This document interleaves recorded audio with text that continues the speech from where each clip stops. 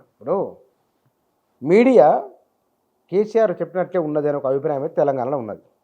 ఆ మీడియాలో చెప్పొచ్చు కదా, ఒక ప్రచారం జరిగినప్పుడే మీకు పార్టీ శ్రేణులు వ్యవస్థ అధికార యంత్రాంగం అంతా చేతిలో ఉంటుంది, ఇంటెలిజెన్స్ ఉంటుంది, నిమిషాన్ని రిపోర్ట్ అంతా చూసుకోలేదా, దాన్ని చెక్ అంటే చేసుకోవాలి. అట్లా కాదు, నేను ఏమంటున్నానంటే కింది నుంచి వచ్చేటువంటి ప్రతి ఒక్క అంశం పట్ల రియాక్ట్ కావద్దు. ఎప్పుడు కూడా చిన్నదానికి పెద్దదానికి రియాక్ట్ కావాల్సిన అవసరం లేదు.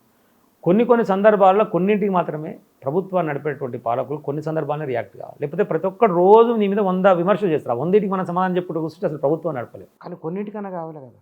అదే అంటున్నా, వాళ్ళు చెప్పేటువంటి దాంట్లో ఓసారి మహమూద్ అంటారు, ఓసారి ఈటల రాజేందర్ అంటారు, ఓసారి ఇంకో నాయన అంటారు, రోజు గదర్ కిషోర్, ఇట్లా ప్రచారమే వాళ్ళ పని ఇంకోటి లేదు. ఎన్నిసార్లు ఇస్తారు ఎక్స్ప్లెనేషన్ అంటున్నా? ప్రతి దాని మీద కంప్లైంటే, ప్రతి దాని మీద విమర్శనే, ప్రతి దాని మీద కేసీఆర్ని బ్యాడ్ ప్రాపగండా చేసి ఆయన ఇమేజ్ని డ్యామేజ్ చేసినా మేము పెద్దోళ్ళమైతే మాట్లాడినప్పుడు ఎన్నిసార్లు నువ్వు ఎక్స్ప్లెనేషన్ ఇవ్వగలుగుతావు? కేసీఆర్ ఏందనేటువంటిది పబ్లిక్కు తెలుసు కదా. 2001లో పార్టీ స్థాపించుకున్న కానించి ముందు ఎంత జరిగింది గ్రౌండ్ అనేది మనం చెప్పింది చాలా క్లారిటీగా. సార్ ఒక 2-3 సంవత్సరాల నుంచే గ్రౌండ్ జరిగింది మనది అనేటువంటి విషయం చెప్పింది. అప్పటి నుంచి చావు నోటో తలబెట్టి తెలంగాణ తీసుకొచ్చి 2 ఎంపీలతో ఢిల్లీని కదిలించి తెలంగాణ తీసుకొచ్చి ఇదంతా వాస్తవమే కదా. ఎప్పుడైనా సరే ఎట్లుంటుందంటే బుచ్చన్న గారు, మనిషి సక్సెస్లో ఉన్నప్పుడు ఏవి పొరపాట్లు కనపడదు. ఎప్పుడైనా మనం ఫెయిల్యూర్లోకి వచ్చినప్పుడు ఇక పాత కొత్త అన్ని బయట తీసి అలా అందరూ కూడా మాట్లాడేటువంటి పరిస్థితి ఉంటుంది. కేసీఆర్ ఉద్యమంలో ఉన్నప్పుడు ఎట్లా ఉన్నారో, ఉద్యమంలో ఉన్నప్పుడు ఏ స్ట్రాటజీతో ఉన్నాడో, ఉద్యమంలో ఉన్నప్పుడు ఏ రకమైనటువంటి వేదమదనం జరిపిండో, ఉద్యమంలో ఉన్నప్పుడు ఎంతమందితో కూర్చొని భోజనం చేసుకొని తిని మాట్లాడిండో, ముఖ్యమంత్రి కూడా సేమ్ అదే కొనసాగించి. కానీ తప్పు కదా.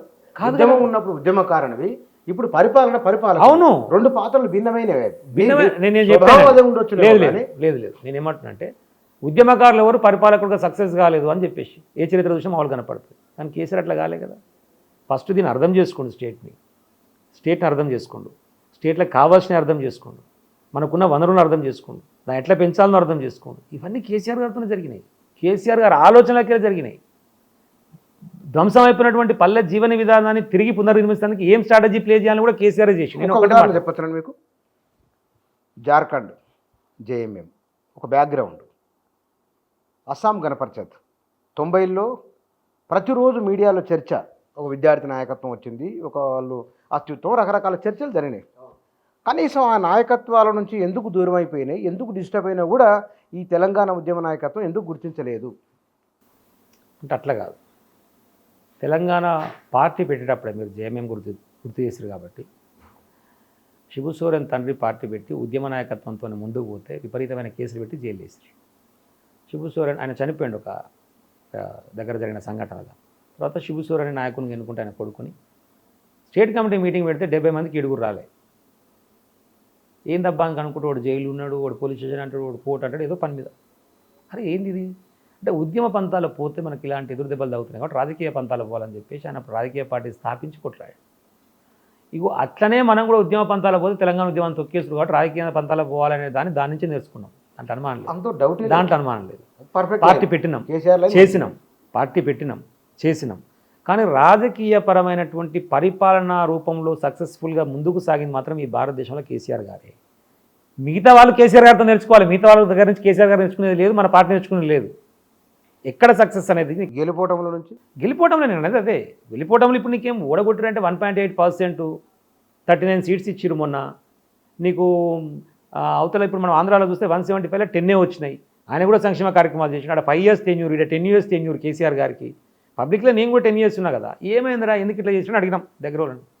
ఏమో సార్ ఇక 10 ఏళ్ళు అయింది కదా, ఒకసారి అలాని కూడా చూద్దామన్నారు.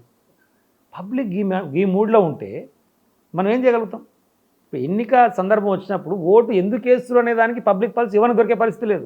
నేను వాట్సాప్లో చూసిన ఇది ఈ 75 సంవత్సరాల స్వతంత్ర భారతావనిలో ప్రజలనే రాజకీయ నాయకులు మోసం చేశారు, మొదటిసారి రాజకీయ నాయకులు ప్రజలు మోసం చేశారని వస్తుంది.